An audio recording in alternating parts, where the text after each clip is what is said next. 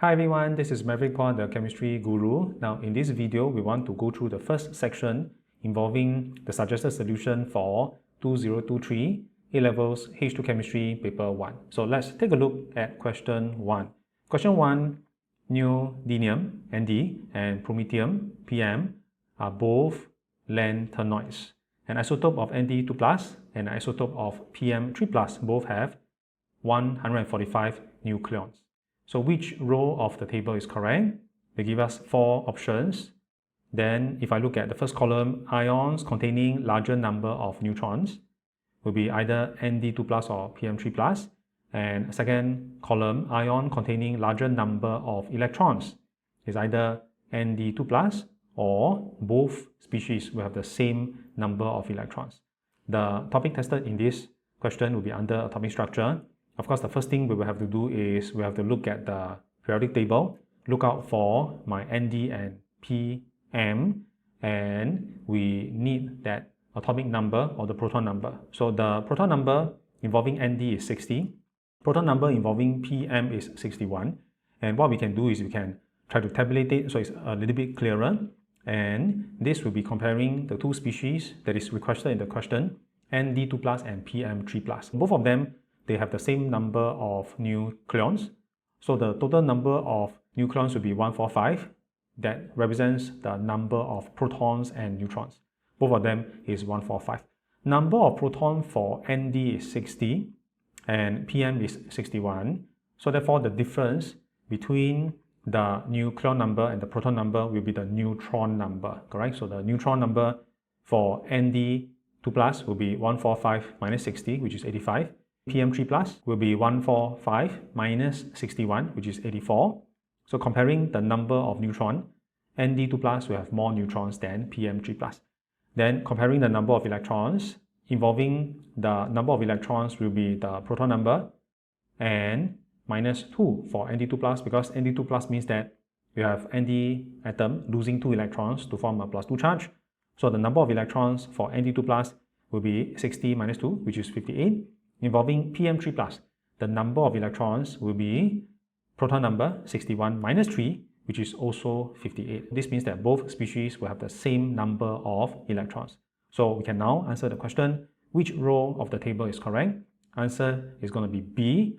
The ion containing number of electrons will be Nd2+, and both species have the same number of electrons. Next, how about question 2? Question 2, the electronegativity values of 3 identified elements X, Y, Z are given here. X is 1.2, Y is 0.9, Z is 1.8. Electronegativity values for oxygen and chlorine are also given. O is 3.5, chlorine is 3.0. So question is asking which pair does the first compound have a greater ionic character than the second compound? We have 4 permutations here. Now, the topic tested in this question is involving chemical bonding, and in this case we are going to ignore the shapes of molecules, because when we look at all these different formulas, maybe our consideration will be, what if it is a simple molecule, then do I need to consider the total number of lone pair plus bond pair, and what is the actual shape, and whether that species has an overall net dipole moment, and so on. So in this case, because we don't know whether my X, Y, Z are metals or non-metals, so the nature involving all these compounds is unknown. We don't know whether this is an ionic compound or a simple molecule. So what we will do for this question is we will just focus on the difference in electronegativity involving that bond. So we don't take the shape into consideration. We will just focus on the difference in electronegativity. So what I've done here is I've sorted this out in terms of the elements and the electronegativity. So Y will be the least electronegative, and then O will be the most electronegative, and the electronegativity number, they are all here. Y is 0.9, X is 1.2, Z is 1.8, chlorine is 3.0, O is 3.5. Then later when we do comparison, it's easier for us to do comparison. Now what we have to do is we have to consider the bonds present in each of these components, and we decide which one will be the first species or the first compound has a bigger difference in electronegativity and therefore has a greater ionic character than the second compound. So involving A, XCl2 versus Y2O. So we are comparing XCl bond versus YO bond, and the difference in electronegativity for XCl will be 1.8. Difference in electronegativity involving my YO bond will be 2.6. The bigger the difference in electronegativity, that means the bond will be more polar and the bond will have greater ionic character. We're going to assume that because the bond has greater ionic character, then the entire compound will have greater ionic character. So in this case, A is not my answer because I want the first compound having a greater ionic character than the second compound. Next, how about B? B, I'm comparing XO bond versus YO bond. Difference in electronegativity for XO bond is 2.3. Between YO bond is 2.6. Again, YO bond is more polar, and therefore this means that the second compound Y2O should have greater covalent character. B is also not my answer. C, YCl versus ZO2. I'm comparing YCl bond versus ZO bond. And difference in electronegativity between YCl, 2.1. ZO is 1.7. You notice now the first compound, YCl bond, is more polar. It has greater ionic character as compared to the second compound. So therefore C will be my answer. Finally, just to double check involving D, ZCl4 versus XCl2, we're comparing ZCl bond versus XCl bond. Difference in electronegativity between ZCl is 1.2, XCl is 1.8. XCl has a more polar bond, so second compound XCl2 should have greater ionic character. So this question is a little bit tedious, but the idea is not that difficult. We will just need to compare the difference in electronegativity for that specific bond, and then from there we see which one has greater ionic character. Answer to question 2 will be C. Alright, next let's look at question 3. Table shows the boiling points of two organic compounds. CH3Cl boiling point is minus 24 degrees Celsius. CH3Br boiling point is 4 degrees Celsius, has a higher boiling point. So question is asking which statement explains relative boiling points of both compounds. A, chlorine more electronegative than bromine. B, more hydrogen bonds between CH3Cl molecules, but not between CH3Br molecules.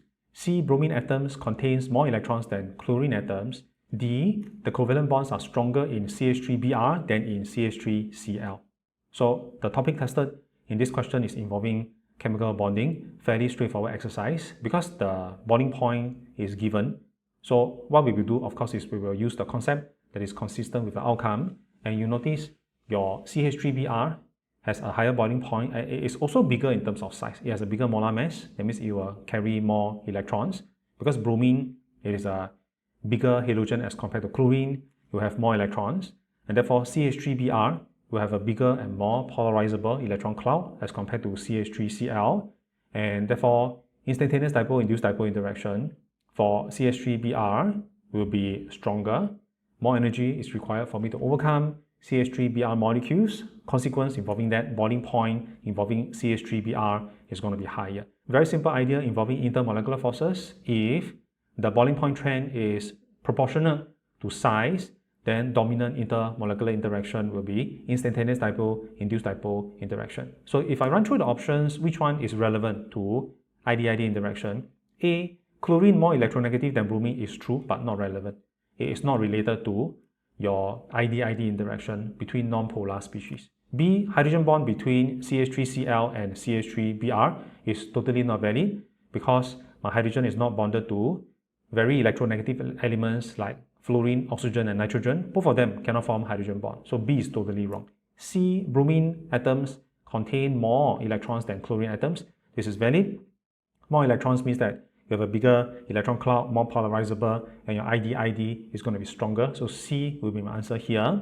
D, covalent bonds stronger in CH3Br, which is not true. If you look at the bond energy values inside the data booklet, actually CBr bond will have a smaller bond energy because bromine is bigger in terms of size. Therefore, CBr bond will be longer and weaker. Question 4. Which species contain a total of 8 shared electrons? So we have 3 components to consider: ammonium ion, carbon dioxide, methanol.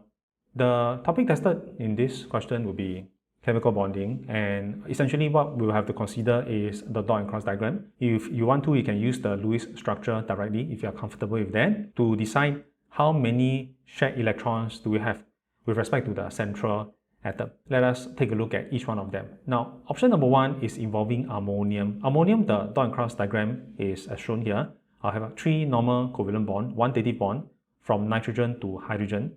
And if you consider the total number of shared electrons altogether, I have 8 electrons. And therefore, number 1, ammonium will be correct, will be part of the consideration. Second one involving carbon dioxide, also a very simple dot and cross diagram. Carbon double bonded to oxygen on both sides. I will have a total of 8 shared electrons. Carbon dioxide will also be included. Then finally, methanol. Methanol is one carbon aldehyde functional group. Structure is something like this. With respect to my carbon, I will have 2 single bond with my hydrogen and 1 double bond to oxygen. Total number of shared electrons is also the same. It is also 8 electrons. All of them are octet basically. And therefore, total number of shared electrons will also be 8. To answer this question, very simple. All of them will have 8 shared electrons. And therefore, answer in this case will be D, 1, 2, and 3. Next, how about question 5? How many of the molecules listed are polar? 1,1-difluoroethene, cis-1,2-difluoroethene, trans-1,2-difluoroethene, and tetrafluoroethene. So the topic tested in this question is again on Chem bonding. See whether we can deduce whether the species are polar or non-polar, taking into consideration the net dipole moment involving my molecule. Now we notice that CF bond is polar. There's a big difference in electronegativity between fluorine and chlorine. F is a partial minus charge, carbon is a partial plus charge. So there's this dipole moment that is pointing along this polar bond, along the CF bond. So what we will need to do is we will consider the dipole moments that is created by all these CF bonds, and we see whether these dipole moments will cancel out or not. If they cancel out, then net dipole moment for the molecule is equals to 0. The guy is going to be non-polar. If the net dipole moment is not equals to 0, your molecule is going to be polar. So the 4 species are here. 1,1-difluoroethene. The structure is something like this. Remember, shape with respect to my alkene is trigonal planar. So I have 2 CF bond that is pointing towards the left-hand side, and there is a net dipole moment that is pointing towards the left-hand side. So 1,1-difluoroethene is polar. Now, tetrafluoroethene, you notice I have 4 CF bonds. They are all pointing in opposite directions. Dipole moment is going to cancel. Net dipole moment for this guy is equal to 0. Tetrafluoroethene is not polar. Cis-1,2-difluoroethene, cis isomer is where the bulky groups are on the same side. So both fluorine, they are on the same side and they are both pointing upwards. So there's a net dipole moment pointing up. Cis-1,2-difluoroethene is polar. Trans-1,2-difluoroethene is non-polar because the 2 fluoro groups are on opposite end and they're going to cancel out each other's dipole moment. This guy is non-polar.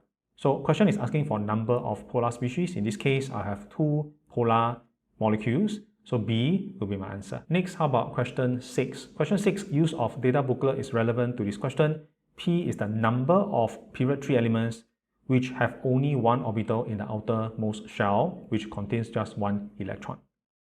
Q is the number of period 3 elements which have only 1 orbital in the outermost shell, which contains a pair of electrons.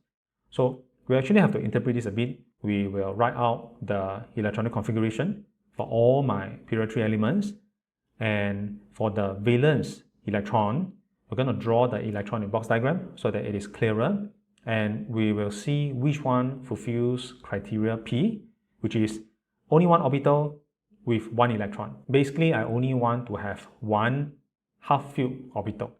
So this statement where P is the number of period 3 elements which have only 1 orbital in the outermost shell which contains only 1 electron will just be it has only 1 half-filled orbital. Involving Q, period 3 elements which have only 1 orbital in the outermost shell which contains a pair of electrons means that the element has only 1 fully filled orbital. So it's actually a little bit tedious, but if I were to write down the electronic configuration and the electron in box diagram for each of these components, which is all here, then we will be able to figure out which one will fulfill criteria P and which one will fulfill criteria Q. Of course, the topic tested in this exercise will be under atomic structure because it's all about writing electronic configuration. So starting from sodium 11 all the way to argon 18, the electronic configuration is here. Sodium is 1s2, 2s2, 2p6, 3s1. There's only 1 electron in my 3s subshell. So this will fulfill criteria P. There's only one half-filled orbital. So sodium will fulfill criteria P. Magnesium, I have 3s2, so there's one fully filled orbital. So this will fulfill criteria Q. Aluminum, electronic configuration for my valence shell, 3s2, 3p1. Electron in box diagram, something like this. So you notice I will have only one half-filled subshell. So criteria P is fulfilled. I also have only one fully filled orbital, which is 3s2. So Q is also fulfilled. Involving silicon valence shell electronic configuration, 3s2, 3p2. Electron in box diagram is here.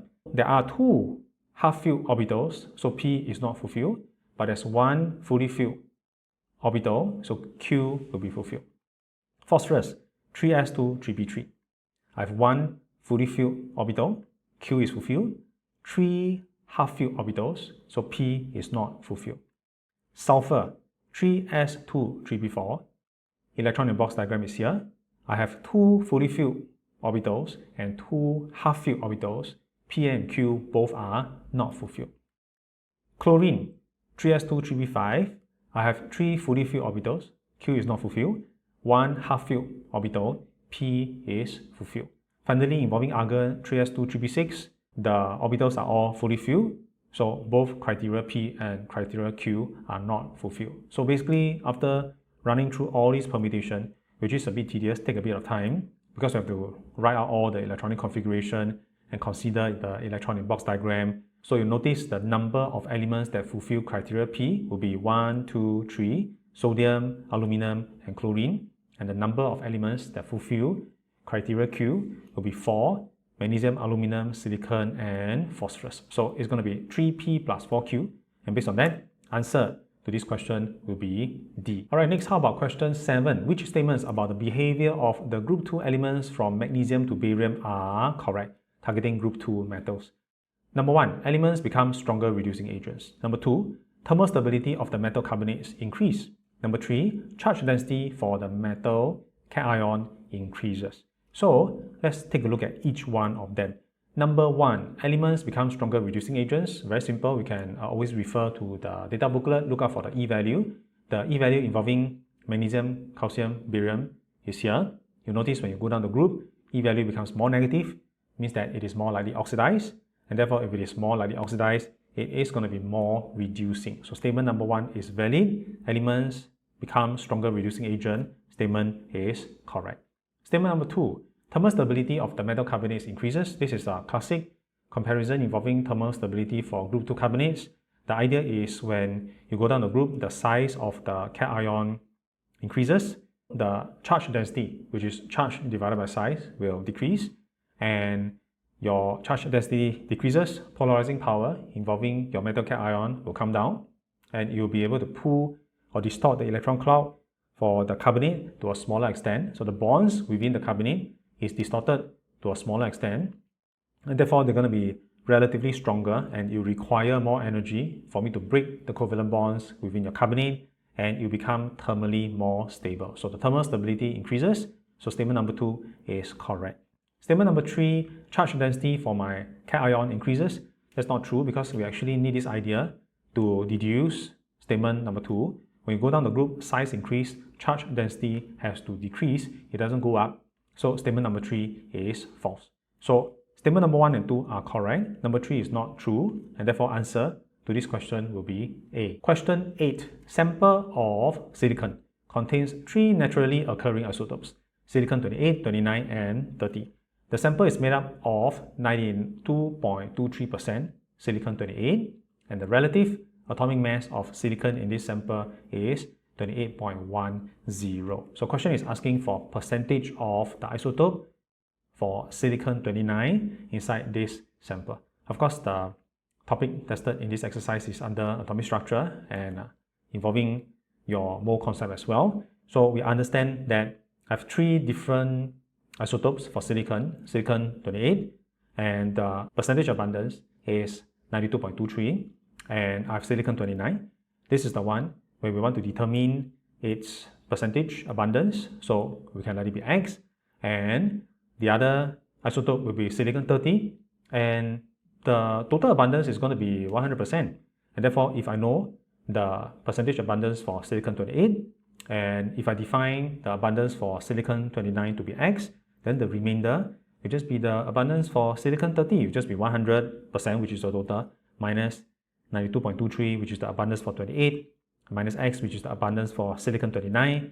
It is going to work out to be 7.77 minus X. So we will have now the percentage abundance for each of these isotopes. Then we can work out the relative atomic mass. So that this calculation, the relative atomic mass will just be the summation, the mass of each isotope multiplied by its abundance, and we do that for all the different isotopes, add everything together, divide everything by the total abundance, which is 100%, and this will be equal to the relative atomic mass. So 28 times 92.23 plus 29 times X plus 30 times 7.77 minus X divided by 100 is going to be 28.10. After that, I'll have an equation involving X. I just need to solve for X. X will be equals to 5.54%. So answer to this question will be C. Next, question 9. 50 cm cube of 2.0 mole per dm cube H2SO4 is added to 100 cm cube of 1 mole per dm cube sodium hydroxide in an insulated vessel. So both solutions are at the initial temperature of 20.0 degrees Celsius before mixing. When mixing temperature goes up, highest recorded temperature is 29.0 degrees Celsius. Assuming no heat loss to surrounding, assuming density of solution is 1 gram per cm cube, specific heat capacity is also given 4.18 joule per gram per Kelvin. So question is asking for enthalpy change of neutralization as determined from this experiment. Actually, if you look at the exercise, it is between strong acid, strong base reaction, and we know that enthalpy change of neutralization is exothermic, and therefore should be a negative term. We can actually rule out C and D already. And if it is a strong acid, strong base reaction, the actual enthalpy change of neutralization for strong acid and strong base reaction is around minus 57.3 kilojoule per mole. So between A and B, A most likely will be my answer. Of course, we cannot just base on concept. The values are given, we have to do a bit of calculation to try to do confirmation. The topic tested in this exercise obviously is under energetics, involving calculating enthalpy change of neutralization. And first thing is we got to sort out the balance equation, H2SO4 to 2 sodium hydroxide to give me salt plus 2 moles of water. So the number of mole of H2SO4 is 0.1. Number of mole of sodium hydroxide is also 0.1. We can calculate that. And if you compare these two guys, we want to determine the limiting reagent because we want to find the limiting reagent and the number of mole of water formed because of this limiting reagent. So your sodium hydroxide will be limiting because if I were to use up 100% of my H2SO4, if I were to use 0.1 mole of H2SO4, I will require twice the amount of sodium hydroxide for complete reaction. I will require 0.2 moles of NaOH, but I only have 0.1 mole of sodium hydroxide. So this will mean that NaOH is limiting. We will use the number of mole of sodium hydroxide to calculate the number of mole of water that we can form. The mole ratio in this case is 2:2, which is 1:1. Mole of water formed will be the same as the number of mole of sodium hydroxide, 0.1. Once we find the number of mole of water, then we can determine what is the heat released by the reaction, which is heat absorbed by solution, mass of water, multiplied by specific heat capacity for water, multiplied by change in temperature for water. Mass of water is mixing 50 cm cube and 100 cm cube solutions together, so the total volume is going to be 150 cm cube, which is equivalent to 150 grams. Specific heat capacity 4.18. Change in temperature is 29 minus 20, which is 9. Then this will work out to be 5.643 joules. Converted to kilojoule, 5.643 kilojoule. And this is equal to heat released by the reaction, assuming no heat loss to surrounding. So enthalpy change of neutralization is going to be minus Q divided by number of mole of water minus 5.643 divided by 0.1 is equal to negative 56.4 kilojoule per mole. So answer to this question will be A, minus 56.4 kilojoule per mole. As mentioned previously, this is within expectation. I am having a strong acid, strong base reaction. So therefore, enthalpy change of neutralization should be around minus 57.3 kilojoule per mole. Now, minus 28.2 kJ per mole, where the enthalpy change of neutralization, if it is less exothermic, it is possible.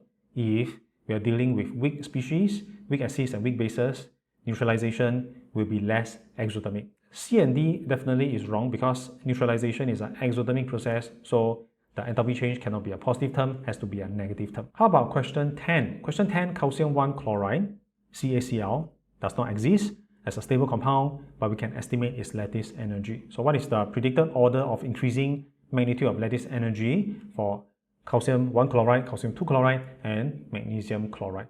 The topic tested in this exercise is under chemical bonding. It's actually quite easy because under chem bonding, we have this expression, my lattice energy is proportional to Q plus Q minus divided by R plus R minus term. The numerator is the charge of the cation multiplied by the charge of the anion. Denominator is the radius of the cation plus the radius of the anion, which is effectively the distance between the cation and the anion. So we will use this expression to predict the magnitude of my lattice energy. And in chem bonding, usually we link it to the magnitude of lattice energy is related to the strength of ionic bond. We use it to predict or compare the melting point involving ionic compounds under chemical bonding. So if I were to compare the cations, because the anions are all the same, all chlorides, if I were to compare the cations, which is basically Q plus versus R plus, Ca plus versus Ca2 plus versus Mg2 plus, right? Ca plus will have a smaller charge, it's only plus 1 charge. It has a bigger size because calcium is below magnesium, it is bigger in terms of size. So the lattice energy involving calcium 1 chloride should be the lowest.